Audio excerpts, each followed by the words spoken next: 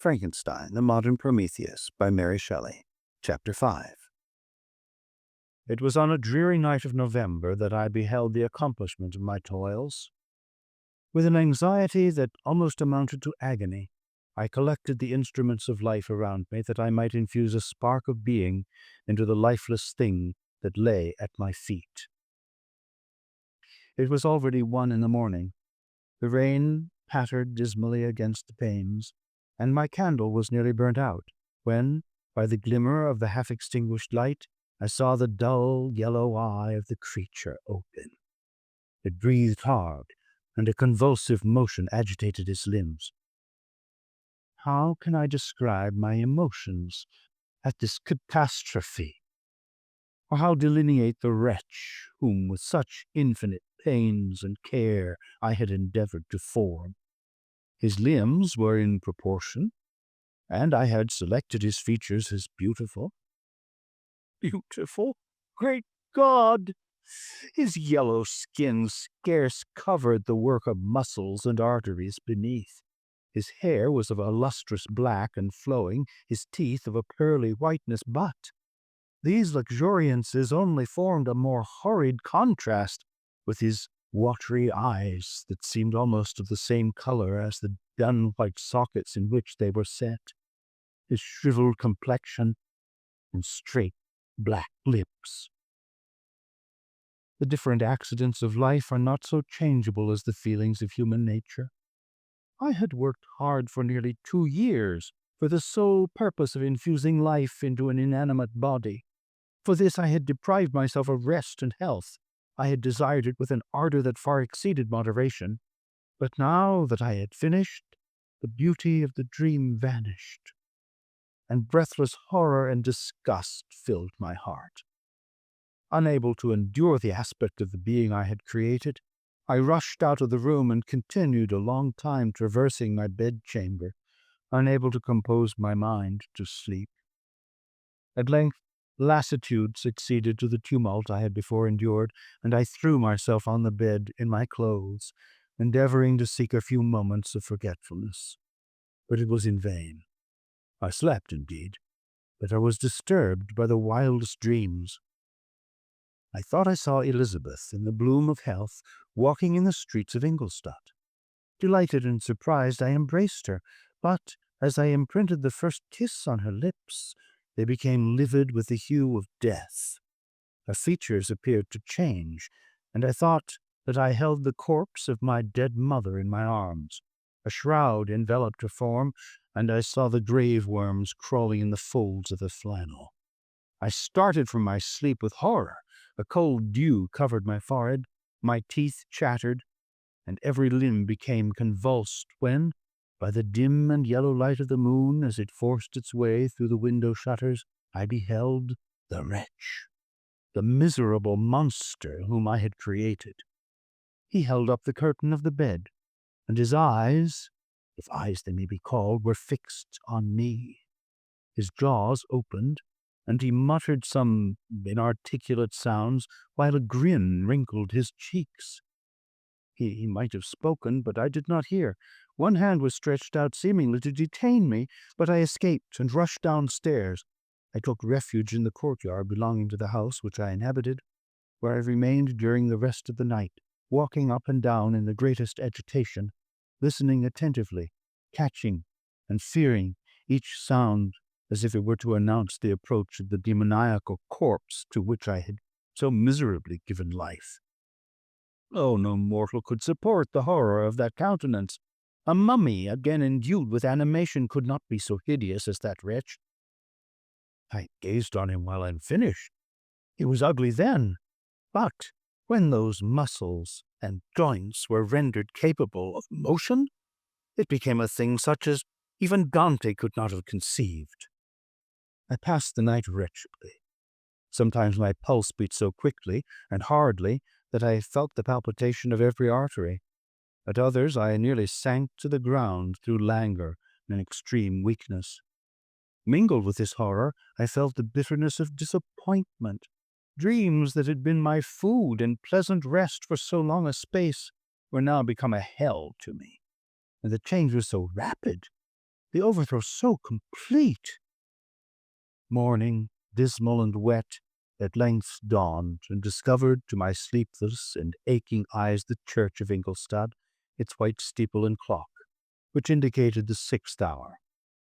The porter opened the gates of the court, which had that night been my asylum, and I issued into the streets, pacing them with quick steps, as if I sought to avoid the wretch whom I feared every turning of the street would present to my view. I did not dare return to the apartment which I inhabited, but felt impelled to hurry on, although drenched by the rain which poured from a black and comfortless sky. I continued walking in this manner for some time, endeavoring by bodily exercise to ease the load that weighed upon my mind. I traversed the streets without any clear conception of where I was or what I was doing. My heart palpitated in the sickness of fear, and I hurried on with irregular steps, not daring to look about me, like one who on a lonely road doth walk in fear and dread, and having once turned round walks on, and turns no more his head, because he knows a frightful fiend doth close behind him tread. Note Coleridge's Ancient Mariner. Return to text. Continuing thus, I came at length opposite to the inn at which the various diligences and carriages usually stopped. Here I paused, I knew not why, but I remained some minutes with my eyes fixed on a coach that was coming towards me from the other end of the street.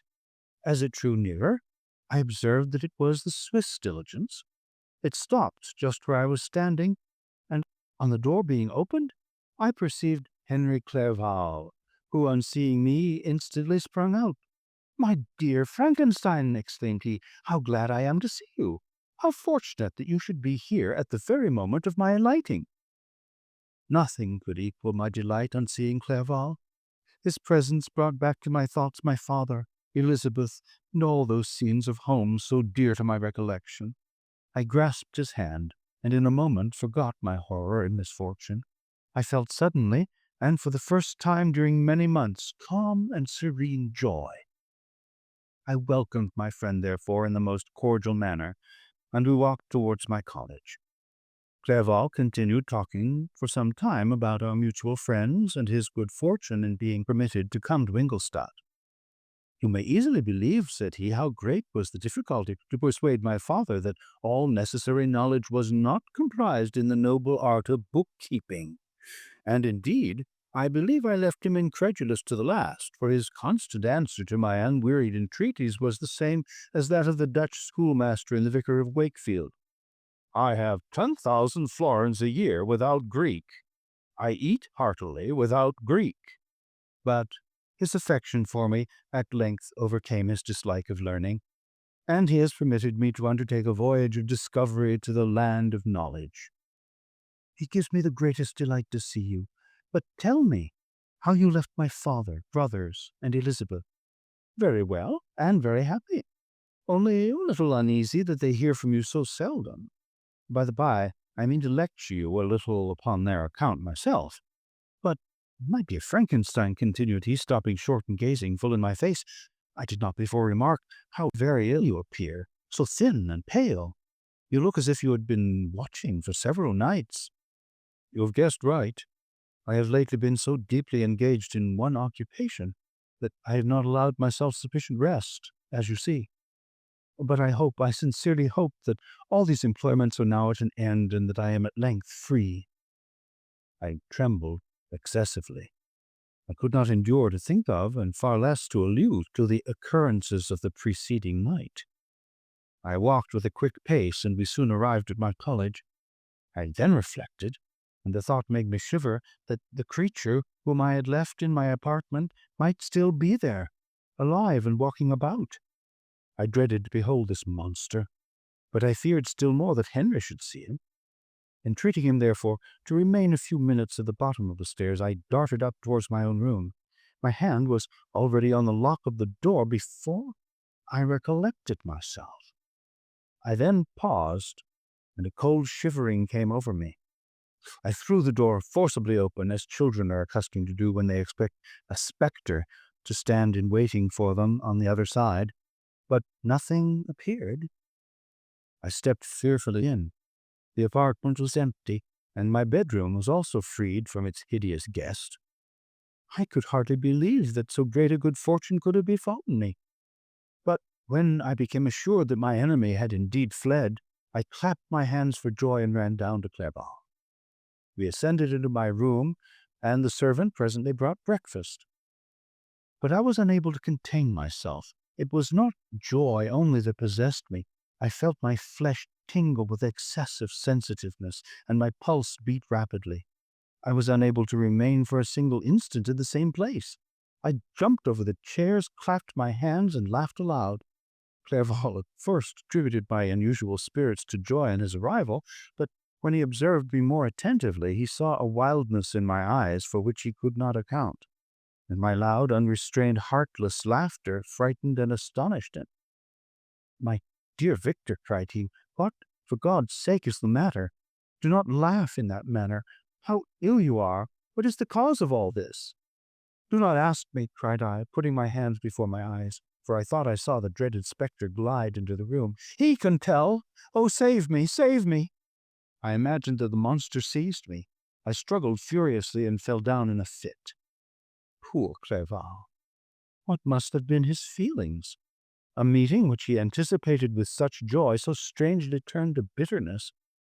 But I was not the witness of his grief, for I was lifeless and did not recover my senses for a long, long time. This was the commencement of a nervous fever which confined me for several months. During all that time, Henry was my only nurse. I afterwards learned that, knowing my father's advanced age and unfitness for so long a journey, and how wretched my sickness would make Elizabeth, he spared them this grief by concealing the extent of my disorder. He knew that I could not have a more kind and attentive nurse than himself, and firm in the hope he felt of my recovery, he did not doubt that, instead of doing harm, he performed the kindest action that he could towards death. But I was in reality very ill, and surely nothing but the unbounded and unremitting attentions of my friend could have restored me to life. The form of the monster on whom I had bestowed existence was forever before my eyes, and I raved incessantly concerning him. Doubtless my words surprised Henry. He at first believed them to be the wanderings of my disturbed imagination, but the pertinacity with which I continually recurred to the same subject persuaded him that my disorder indeed owed its origin to some uncommon and terrible event. By very slow degrees, and with frequent relapses that alarmed and grieved my friend, I recovered. I remember the first time I became capable of observing outward objects with any kind of pleasure, I perceived that the fallen leaves had disappeared, and that the young buds were shooting forth from the trees that shaded my window. It was a divine spring, and the season contributed greatly to my convalescence. I felt also sentiments of joy and affection revive in my bosom. My gloom disappeared, and in a short time I became as cheerful as before I was attacked by the fatal passion. "Dearest Clerval," exclaimed I, "how kind, how very good you are to me. This whole winter, instead of being spent in study, as you promised yourself, has been consumed in my sick room. How shall I ever repay you? I feel the greatest remorse for the disappointment of which I have been the occasion, but you will forgive me. You will repay me entirely if you do not discompose yourself, but get well as fast as you can. And since you appear in such good spirits, I may speak to you on one subject, may I not?" I trembled. One subject? What could it be? Could he allude to an object on whom I dared not even think? "Compose yourself," said Clerval, who observed my change of color.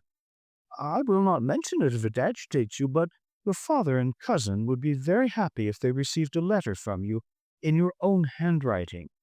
They hardly know how ill you have been and are uneasy at your long silence." "Is that all? My dear Henry, how could you suppose that my first thought would not fly towards those dear, dear friends whom I love, and who are so deserving of my love? If this is your present temper, my friend, you will perhaps be glad to see a letter that has been lying here some days for you. It is from your cousin, I believe."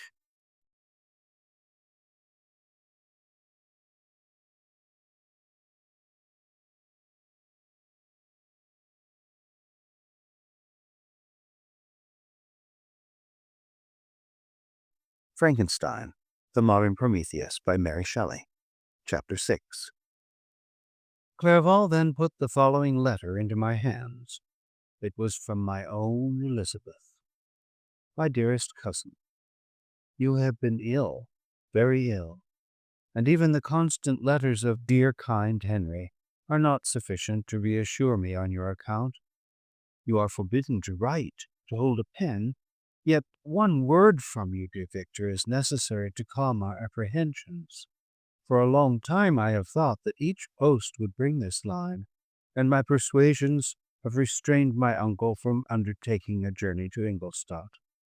I have prevented his encountering the inconveniences and perhaps dangers of so long a journey, yet how often have I regretted not being able to perform it myself. I figure to myself that the task of attending on your sickbed has devolved on some mercenary old nurse who could never guess your wishes, nor minister to them with the care and affection of your poor cousin. Yet that is over now. Clerval writes that indeed you are getting better.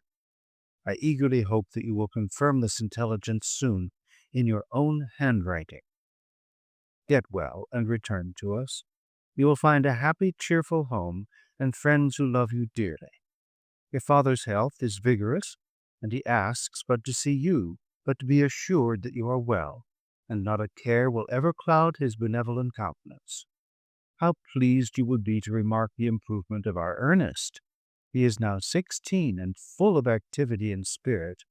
He is desirous to be a true Swiss and to enter into foreign service, but we cannot part with him, at least until his elder brother returns to us. My uncle is not pleased with the idea of a military career in a distant country, but Ernest never had your powers of application. He looks upon study as an odious fetter. His time is spent in the open air, climbing the hills or rowing on the lake. I fear that he will become an idler unless we yield the point and permit him to enter on the profession which he has selected. Little alteration, except the growth of our dear children, has taken place since you left us. The blue lake and snow-clad mountains, they never change, and I think our placid home and our contented hearts are regulated by the same immutable laws. My trifling occupations take up my time and amuse me, and I am rewarded for any exertions by seeing none but happy, kind faces around me. Since you left us, but one change has taken place in our little household. Do you remember on what occasion Justine Moritz entered our family? Probably you do not. I will relate her history, therefore, in a few words. Madame Moritz, her mother, was a widow with 4 children, of whom Justine was the third. This girl had always been the favorite of her father, but through a strange perversity her mother could not endure her, and after the death of Monsieur Moritz, treated her very ill. My aunt observed this, and when Justine was 12 years of age, prevailed on her mother to allow her to live at our house. The republican institutions of our country have produced simpler and happier manners than those which prevail in the great monarchies that surround it. Hence there is less distinction between the several classes of its inhabitants. And the lower orders, being neither so poor nor so despised, their manners are more refined and moral. A servant in Geneva does not mean the same thing as a servant in France and England. Justine, thus received in our family, learned the duties of a servant, a condition which, in our fortunate country, does not include the idea of ignorance and the sacrifice of the dignity of a human being. Justine, you may remember, was a great favorite of yours, and I recollect you once remarked that if you were in an ill humor, one glance from Justine could dissipate it, for the same reason that Ariosto gives concerning the beauty of Angelica. She looked so frank-hearted and happy.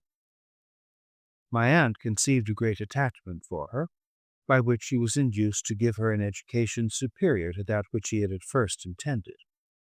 This benefit was fully repaid. Justine was the most grateful little creature in the world. I do not mean that she made any professions, I never heard one pass her lips, but you could see by her eyes that she almost adored her protectress. Although her disposition was gay and in many respects inconsiderate, Yet she paid the greatest attention to every gesture of my aunt. She thought her the model of all excellence, and endeavored to imitate her phraseology and manners, so that even now she often reminds me of her. When my dearest aunt died, everyone was too much occupied in their own grief to notice poor Justine, who had attended her during her illness with a most anxious affection. Poor Justine was very ill, but other trials were reserved for her. One by one her brothers and sister died, and her mother, with the exception of her neglected daughter, was left childless. The conscience of the woman was troubled. She began to think that the deaths of her favorites was a judgment from heaven to chastise her partiality. She was a Roman Catholic, and I believe her confessor confirmed the idea which he had conceived. Accordingly, a few months after your departure for Ingolstadt, Justine was called home by her repentant mother. Poor girl, she wept when she quitted our house. She was much altered since the death of my aunt. Grief had given softness and a winning mildness to her manners, which had before been remarkable for vivacity. Nor was her residence at her mother's house of a nature to restore her gaiety. The poor woman was very vacillating in her repentance. She sometimes begged Justine to forgive her unkindness, but much oftener accused her of having caused the deaths of her brothers and sister. Perpetual fretting at length threw Madame Moritz into a decline, which at first increased her irritability, but she is now at peace forever. She died on the first approach of cold weather at the beginning of this last winter. Justine has returned to us, and I assure you I love her tenderly. She is very clever and gentle, and extremely pretty. As I mentioned before, her mien and her expression continually remind me of my dear aunt. I must say also a few words to you, my dear cousin, of little darling William. I wish you could see him. He is very tall of his age, with sweet laughing blue eyes, dark eyelashes, and curling hair. When he smiles, 2 little dimples appear on each cheek, which are rosy with health. He has already had 2 little wives, but Louisa Byron is his favorite, a pretty little girl of 5 years of age. Now, dear Victor, I dare say you wish to be indulged in a little gossip concerning the good people of Geneva. The pretty Miss Mansfield has already received the congratulatory visits on her approaching marriage with a young Englishman, John Melbourne, Esquire. Her ugly sister Manon married Monsieur Dubillard, the rich banker, last autumn. Your favorite schoolfellow, Louis Manoir, has suffered several misfortunes since the departure of Clerval from Geneva, but he has already recovered his spirits and is reported to be on the point of marrying a lively, pretty Frenchwoman, Madame Tavernier. She is a widow, and much older than Manoir, but she is very much admired and a favorite with everybody. I have written myself into better spirits, dear cousin, but my anxiety returns upon me as I conclude. Write, dearest Victor. 1 line, 1 word will be a blessing to us. 10,000 thanks to Henry for his kindness, his affection, and his many letters. We are sincerely grateful. Adieu, my cousin. Take care of yourself, and, I entreat you, write. Elizabeth Lavenza, Geneva, March 18th, 17 blank. Dear, dear Elizabeth, I exclaimed when I had read her letter. I will write instantly, and relieve them from the anxiety they must feel. I wrote, and this exertion greatly fatigued me, but my convalescence had commenced, and proceeded regularly. In another fortnight, I was able to leave my chamber. One of my first duties on my recovery was to introduce Clerval to the several professors of the university. In doing this, I underwent a kind of rough usage, ill-befitting the wounds that my mind had sustained. Ever since the fatal night, the end of my labors, and the beginning of my misfortunes, I had conceived a violent antipathy even to the name of natural philosophy. When I was otherwise quite restored to health, the sight of a chemical instrument would renew all the agony of my nervous symptoms. Henry saw this, and had removed all my apparatus from my view. He had also changed my apartment. for he perceived that I had acquired a dislike for the room which had previously been my laboratory. But these cares of Clerval were made of no avail when I visited the professors.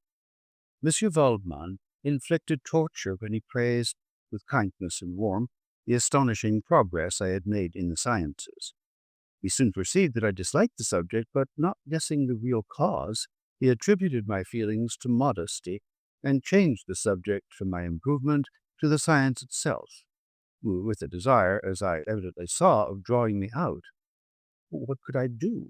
He meant to please, and he tormented me. I felt as if he had placed carefully, one by one, in my view, those instruments which were to be afterwards used in putting me to a slow and cruel death.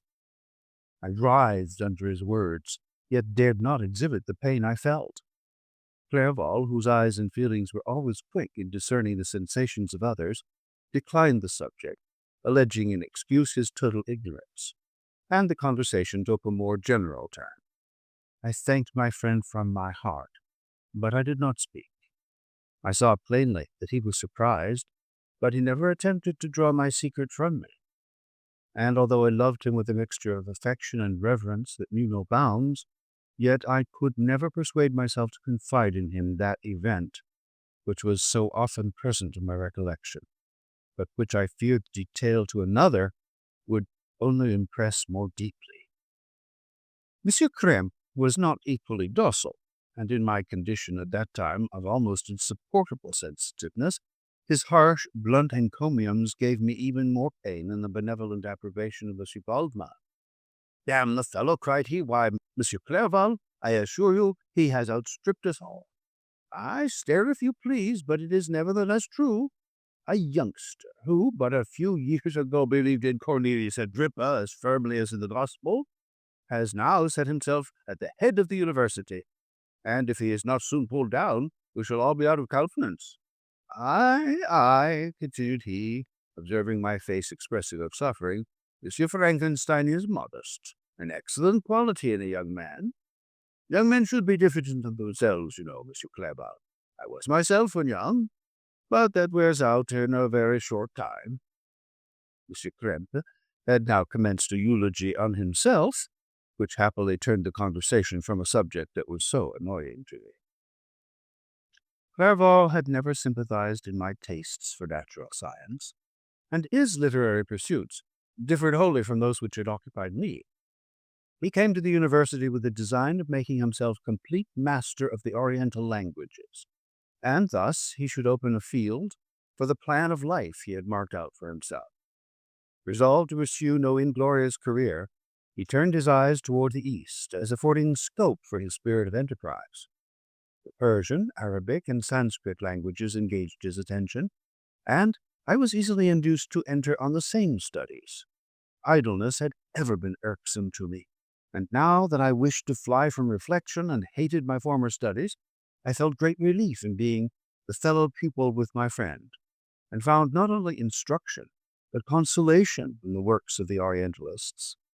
I did not, like him, attempt a critical knowledge of their dialects, for I did not contemplate making any other use of them than temporary amusement. I read merely to understand their meaning, and they well repaid my labors. Their melancholy is soothing, and their joy elevating, to a degree I never experienced in studying the authors of any other country. When you read their writings, life appears to consist in a warm sun and a garden of roses, in the smiles and frowns of a fair enemy, and the fire that consumes your own heart, different from the manly and heroical poetry of Greece and Rome. Summer passed away in these occupations, and my return to Geneva was fixed for the latter end of autumn. But being delayed by several accidents, winter and snow arrived, the roads were deemed impassable, and my journey was retarded until the ensuing spring. I felt this delay very bitterly, for I longed to see my native town and my beloved friends. My return had only been delayed so long from an unwillingness to leave Clerval in a strange place before he had become acquainted with any of its inhabitants. The winter, however, was spent cheerfully, and although the spring was uncommonly late, when it came, its beauty compensated for its dilatoriness. The month of May had already commenced, and I expected the letter daily which was to fix the date of my departure, when Henry proposed a pedestrian tour in the environs of Ingolstadt, that I might bid personal farewell to the country I had so long inhabited. I acceded with pleasure to this proposition. I was fond of exercise, and Clerval had always been my favorite companion in the rambles of this nature that I had taken among the scenes of my native country. We passed a fortnight in these perambulations. My health and spirits had long been restored, and they gained additional strength from the salubrious air I breathed, the natural incidents of our progress, and the conversation of my friend. Study had before secluded me from the intercourse of my fellow creatures, and rendered me unsocial, but Clerval called forth the better feelings of my heart. He again taught me to love the aspect of nature and the cheerful faces of children. Excellent friend, how sincerely did you love me and endeavor to elevate my mind until it was on a level with your own. The selfish pursuit had cramped and narrowed me until your gentleness and affection warmed and opened my sense. I became the same happy creature who, a few years ago, loved and beloved by all, had no sorrow or care. When happy, inanimate nature had the power of bestowing on me the most delightful sensations. A serene sky and verdant fields filled me with ecstasy. The present season was indeed divine. The flowers of spring bloomed in the hedges, while those of summer were already in bud. I was undisturbed by thoughts which during the preceding year had pressed upon me, notwithstanding my endeavors to throw them off with an invincible burden. Henry rejoiced in my gaiety and sincerely sympathized in my feelings. He exerted himself to amuse me, while he expressed the sensations that filled his soul. The resources of his mind on this occasion were truly astonishing. His conversation was full of imagination, and very often, in imitation of the Persian and Arabic writers, he invented tales of wonderful fancy and passion. At other times, he repeated my favorite poems or drew me out into arguments, which he supported with great ingenuity. We returned to our college on a Sunday afternoon. The peasants were dancing, and every one we met appeared gay and happy. My own spirits were high, and I bounded along with feelings of unbridled joy and hilarity.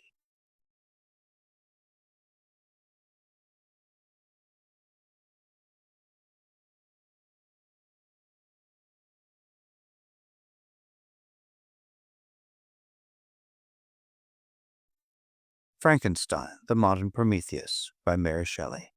Chapter 7. On my return, I found the following letter from my father.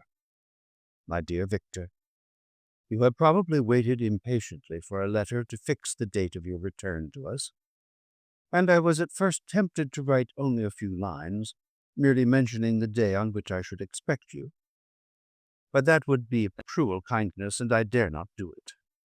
What would be your surprise, my son, when you expected a happy and glad welcome, to behold, on the contrary, tears and wretchedness?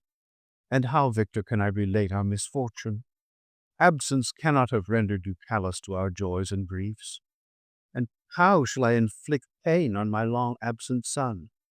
I wish to prepare you for the woeful news, but I know it is impossible.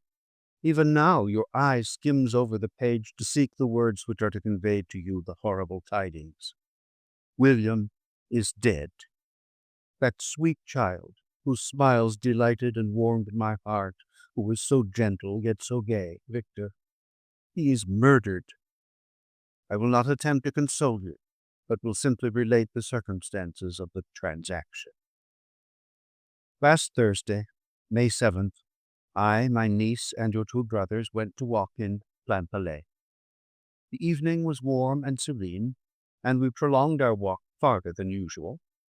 It was already dusk before we thought of returning, and then we discovered that William and Ernest, who had gone on before, were not to be found. We accordingly rested on a seat until they should return.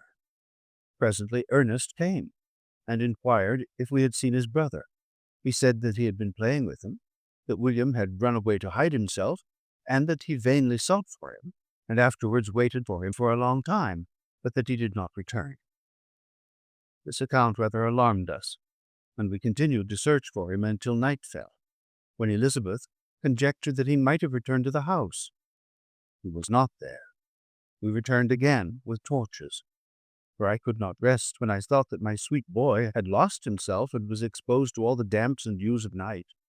Elizabeth also suffered extreme anguish. About 5 in the morning I discovered my lovely boy, whom the night before I had seen blooming and active in health, stretched on the grass, livid and motionless. The print of the murderer's finger was on his neck. He was conveyed home, and the anguish that was visible in my countenance betrayed the secret to Elizabeth. She was very earnest to see the corpse. At first I attempted to prevent her, but she persisted, and entering the room where it lay, hastily examined the neck of the victim, and clasping her hands, exclaimed, "Oh God, I have murdered my darling child!" She fainted and was restored with extreme difficulty. When she again lived, it was only to weep and sigh.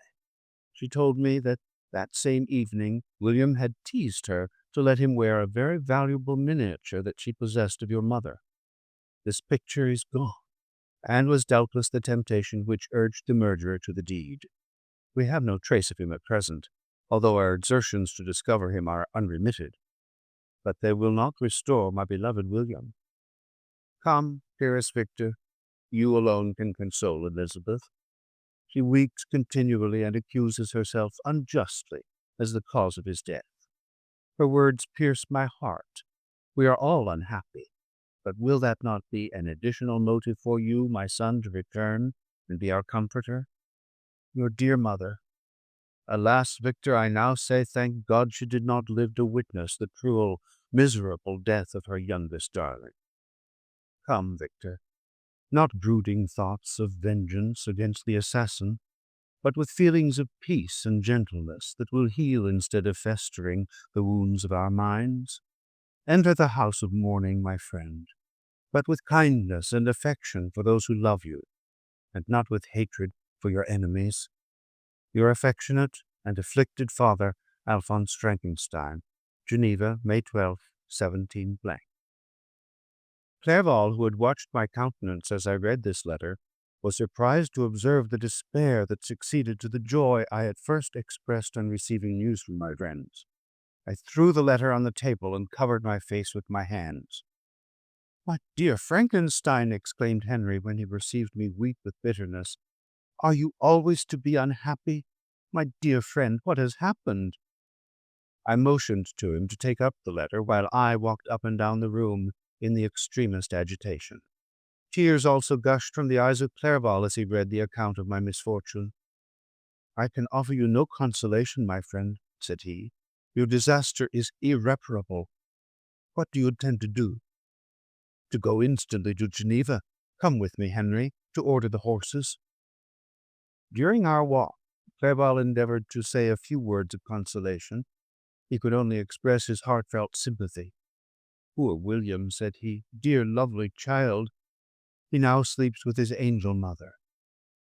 Who that had seen him bright and joyous in his young beauty, but must weep over his untimely loss? To die so miserably, to feel the murderer's grasp. How much more a murderer that could destroy such radiant innocence? Poor little fellow! One only consolation have we. His friends mourn and weep, but he is at rest. The pang is over. His sufferings are at an end forever. A sod covers his gentle form, and he knows no pain. He can no longer be a subject for pity. We must reserve that for his miserable survivors."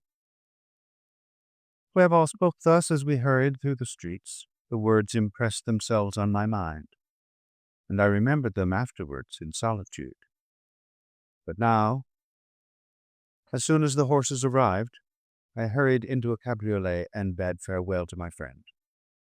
My journey was very melancholy. At first, I wished to hurry on, for I longed to console and sympathize with my loved and sorrowing friends. But when I drew near my native town, I slackened my progress. I could hardly sustain the multitude of feelings that crowded into my mind. I passed through scenes familiar to my youth, but which I had not seen for nearly 6 years. How altered everything might be during that time! One sudden and desolating change had taken place. but 1,000 little circumstances might have, by degrees, worked other alterations, which, although they were done more tranquilly, might not be the less decisive. Fear overcame me. I dared not advance, dreading 1,000 nameless evils that made me tremble, although I was unable to define them. I remained 2 days at Lausanne in this painful state of mind. I contemplated the lake. The waters were placid, all around was calm, and the snowy mountains, the palaces of nature, were not changed. By degrees the calm and heavenly scene restored me, and I continued my journey towards Geneva. The road ran by the side of the lake, which became narrower as I approached my native town. I discovered more distinctly the black sides of Jura and the bright summit of Mont Blanc. I wept like a child. Dear mountains, my own beautiful lake, how do you welcome your wanderer? Your summits are clear, the sky and lake are blue and placid. Is this to prognosticate peace, or to mock at my unhappiness? I fear, my friend, that I shall render myself tedious by dwelling on these preliminary circumstances, but they were days of comparative happiness, and I think of them with pleasure. My country, my beloved country, who but a native can tell the delight I took in again beholding thy streams, thy mountains, and, more than all, thy lovely lake? Yet, as I drew nearer home, grief and fear again overcame me. Night also closed around, and when I could hardly see the dark mountains, I felt still more gloomily. The picture appeared a vast and dim scene of evil, and I foresaw obscurely that I was destined to become the most wretched of human beings. Alas, I prophesied truly, and failed only in one single circumstance, that in all the misery I imagined and dreaded, I did not conceive the 100th part of the anguish I was destined to endure. It was completely dark when I arrived in the environs of Geneva. The gates of the town were already shut, and I was obliged to pass the night at Secheron, a village at the distance of half a league from the city. The sky was serene, and as I was unable to rest, I resolved to visit the spot where my poor William had been murdered. As I could not pass through the town, I was obliged to cross the lake in a boat to arrive at Plainpalais. During this short voyage, I saw the lightnings play on the summit of Mont Blanc in the most beautiful figures. The storm appeared to approach rapidly, and on landing, I ascended a low hill that I might observe its progress. It advanced. The heavens were clouded, and I soon felt the rain coming slowly in large drops, but its violence quickly increased. I quitted my seat and walked on, although the darkness and storm increased every minute, and the thunder burst with a terrific crash over my head. It was echoed from Salève, the Juras, and the Alps of Savoy. Vivid flashes of lightning dazzled my eyes, illuminating the lake, making it appear like a vast sheet of fire. Then, for an instant, everything seemed of a pitchy darkness, until the eye recovered itself from the preceding flash. The storm, as is often the case in Switzerland, appeared at once in various parts of the heavens. The most violent storm hung exactly north of the town, over that part of the lake which lies between the promontory of Bellerive and the village of Coppet. Another storm enlightened Jura with faint flashes, and another darkened and sometimes disclosed the Mole, a peaked mountain to the east of the lake. While I watched the tempest, so beautiful yet terrific, I wandered on with a hasty step. This noble war in the sky elevated my spirits. I clasped my hands and exclaimed aloud, "William, dear angel, this is thy funeral, this thy dirge." As I said these words, I perceived in the gloom a figure which stole from behind a clump of trees near me. I stood fixed, gazing intently. I could not be mistaken. A flash of lightning illuminated the object and discovered its shape plainly to me. Its gigantic stature and the deformity of its aspect, more hideous than belongs to humanity, instantly informed me that it was the wretch, the filthy demon to whom I had given life. What did he there? Could he be? I shuddered at the conception, The murderer of my brother? No sooner did that idea cross my imagination than I became convinced of its truth. My teeth chattered, and I was forced to lean against a tree for support. The figure passed me quickly, and I lost it in the gloom. Nothing in human shape could have destroyed that fair child. He was the murderer, I could not doubt it. The mere presence of the idea was an irresistible proof of the fact. I thought of pursuing the devil, but it would have been in vain, for another flash discovered him to me hanging among the rocks of the nearly perpendicular ascent of Mont Salève, a hill that bounds Plainpalais on the south. He soon reached the summit and disappeared. I remained motionless. The thunder ceased, but the rain still continued, and the scene was enveloped in an impenetrable darkness. I revolved in my mind the events which I had until now sought to forget.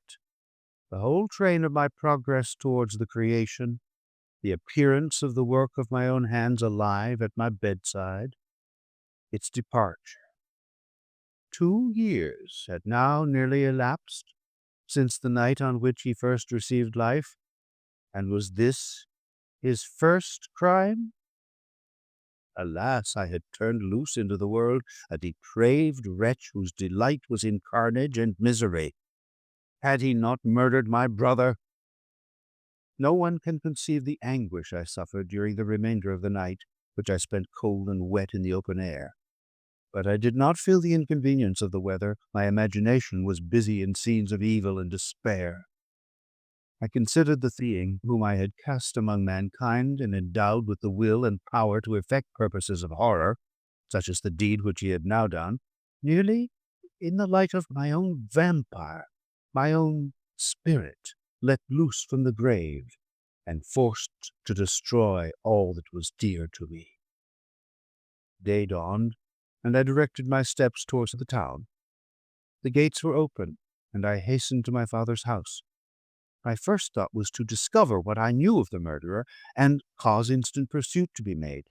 But I paused when I reflected on the story that I had to tell. A being, whom I myself had formed and endued with life, had met me at midnight among the precipices of an inaccessible mountain. I remembered also the nervous fever with which I had been seized just at the time that I dated my creation, and which would give an air of delirium to a tale otherwise so utterly improbable. I well knew that if any other had communicated such a relation to me, I should have looked upon it as the ravings of insanity.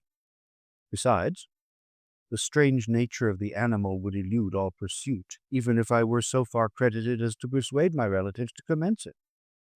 And then of what use would be pursuit? Who could arrest a creature capable of scaling the overhanging sides of Mont Salève? These reflections determined me, and I resolved to remain silent. It was about 5 in the morning when I entered my father's house. I told the servants not to disturb the family, and went into the library to attend their usual hour of rising. 6 years had elapsed, passed as a dream, but for one indelible trace, and I stood in the same place where I had last embraced my father before my departure for Ingolstadt. Beloved and venerable parent, he still remained to me. I gazed on the picture of my mother which stood over the mantelpiece. It was an historical subject, painted at my father's desire, and represented Caroline Beaufort in an agony of despair, kneeling by the coffin of her dead father. Her garb was rustic and her cheek pale, but there was an air of dignity and beauty that hardly permitted the sentiment of pity. Below this picture was a miniature of William, and my tears flowed when I looked upon it. While I was thus engaged, Ernest entered. He had heard me arrive, and hastened to welcome me. He expressed a sorrowful delight to see me. "Welcome, my dearest Victor," said he. "Ah, I wish you had come 3 months ago, and then you would have found us all joyous and delighted. You come to us now to share a misery which nothing can alleviate. Yet your presence will, I hope, revive our father, who seems sinking under his misfortune, and your persuasions will induce poor Elizabeth to cease her vain and tormenting self-accusations. Poor William! He was our darling and our pride. Tears unrestrained fell from my brother's eyes. A sense of mortal agony crept over my frame. Before, I had only imagined the wretchedness of my desolated home. The reality came on me as a new and a not less terrible disaster. I tried to calm Ernest. I inquired more minutely concerning my father, and her I named my cousin. She most of all, said Ernest, requires consolation. She accused herself of having caused the death of my brother, and that made her very wretched. But since the murderer has been discovered— The murderer discovered? Good God! How can that be? Who could attempt to pursue him? It is impossible. One might as well try to overtake the winds or confine a mountain stream with a straw. I saw him too. He was free last night. I do not know what you mean, replied my brother, in accents of wonder. But to us, the discovery we have made completes our misery. No one would believe it at first, and even now Elizabeth will not be convinced, notwithstanding all the evidence. Indeed, who would credit that Justine Moritz, who was so amiable and fond of all the family, could suddenly become capable of so frightful, so appalling a crime? Justine Moritz? Poor girl, is she accused? But it is wrongfully. Everyone knows that. No one believes it, surely, Ernest. No one did at first, but several circumstances came out that have almost forced conviction upon us, and her own behavior has been so confused as to add to the evidence of facts a weight that I fear leaves no hope for doubt. But she will be tried today, and you will then hear all. He related that the morning on which the murder of poor William had been discovered, Justine had been taken ill and confined to her bed for several days. During this interval, one of the servants, happening to examine the apparel she had worn on the night of the murder, had discovered in her pocket the picture of my mother, which had been judged to be the temptation of the murderer. The servant instantly showed it to one of the others, who, without saying a word to any of the family, went to a magistrate, and upon their deposition Justine was apprehended. On being charged with the fact, the poor girl confirmed the suspicion in a great measure by her extreme confusion of manner. This was a strange tale, but it did not shake my faith, and I replied earnestly, "You are all mistaken. I know the murderer. Justine, poor good Justine, is innocent." At that instant my father entered. I saw unhappiness deeply impressed on his countenance, but he endeavored to welcome me cheerfully, and after we had exchanged our mournful greeting, would have introduced some other topic than that of our disaster, had not Ernest exclaimed, "Good God, Papa, Victor says that he knows who was the murderer of poor William." "We do also, unfortunately," replied my father, "for indeed I had rather have been forever ignorant than to have discovered so much depravity and ingratitude in one I valued so highly." "My dear father, you are mistaken. Justine is innocent." "If she is, God forbid that she should suffer as guilty. She is to be tried today, and I sincerely hope that she will be acquitted." This speech calmed me. I was firmly convinced in my own mind that Justine, and indeed every human being, was guiltless of this murder. I had no fear, therefore, that any circumstantial evidence could be brought forward strong enough to convict her. My tale was not one to announce publicly. Its astounding horror would be looked upon as madness by the vulgar. Did anyone indeed exist except I, the Creator, who would believe, unless his senses convinced him, in the existence of the living monument of presumption and rash ignorance which I had let loose upon the world? We were soon joined by Elizabeth.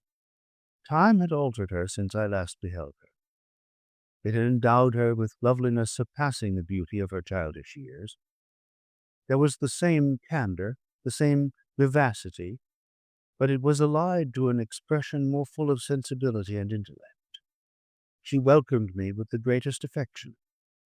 "Your arrival, my dear cousin," said she, "fills me with hope. You, perhaps, will find some means to justify my poor guiltless Justine. Alas, who is safe if she be convicted of crime? I rely on her innocence as certainly as I do upon my own. Our misfortune is doubly hard to us.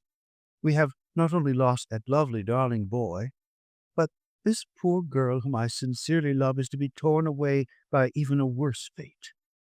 If she is condemned, I never shall know joy more. But she will not, I am sure she will not, and then I shall be happy again, even after the sad death of my little William. She is innocent, my Elizabeth, said I, and that shall be proved. Fear nothing, but let your spirits be cheered by the assurance of her acquittal. How kind and generous you are. Everyone else believes in her guilt, and that made me wretched, for I knew that it was impossible, and to see everyone else prejudiced in so deadly a manner rendered me hopeless and despairing. She wept. Dearest niece, said my father, dry your tears. If she is, as you believe, innocent, rely on the justice of our laws and the activity with which I shall prevent the slightest shadow of partiality.